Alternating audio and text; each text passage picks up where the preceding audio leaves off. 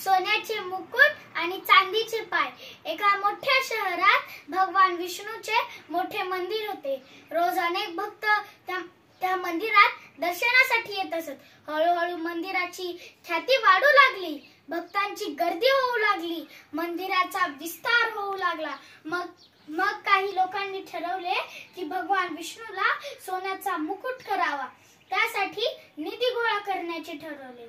गावाच्या बाजूलाच एक अनाथ अपंग मुलांचा आश्रम होता। त्या आश्रमालाही गावातील लोक दान धर्म करत। गावात भिकूशेठ नावाचा दिलदार मनाचा माणूस होता।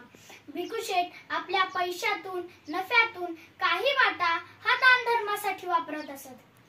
मग भक्त मंडळींना वाटले की भिकूशेठ सारखा दिलदार मनाचा माणूस आपल्याला नक्कीच मदत करेल। मग सर्वजण मिळून भिकूशेठच्या पेढीवर गेले।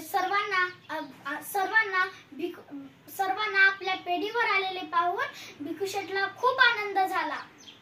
मग भिकूशेठ म्हणाले, तुमच्या येण्याचे कारण काय? मग भक्त मंडळी म्हणाले, आम्ही विष्णूला सोन्याचे मुकुट करू इच्छितो आहे। मग भिकूशेठने थोडा विचार केला आणि तो म्हणाला की मी या कामात तुमची काही मदत करू शकणार नाही। मग भक्त मंडळी म्हणाले, खरं काय ते सांगा। मग भिकूशेठ म्हणाले, तुम्ही 2 दिवसानंतर परत या। मग 2 दिवस उलटले आणि मग भक्त मंडळी परत भिकूशेठच्या पेढीवर आले। पण आता भिकूशेठच्या बाजूला एक लहान मुलगा बसला होता। मग भिकूशेठने त्याला चालायला सांगितले।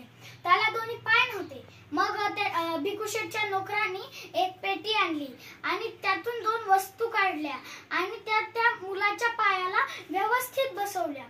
तर मग भिकूशेठ म्हणाला, या मुलाचे नाव विष्णू आहे आणि हे जे वस्तू आहेत ते कृत्रिम पाय आहेत।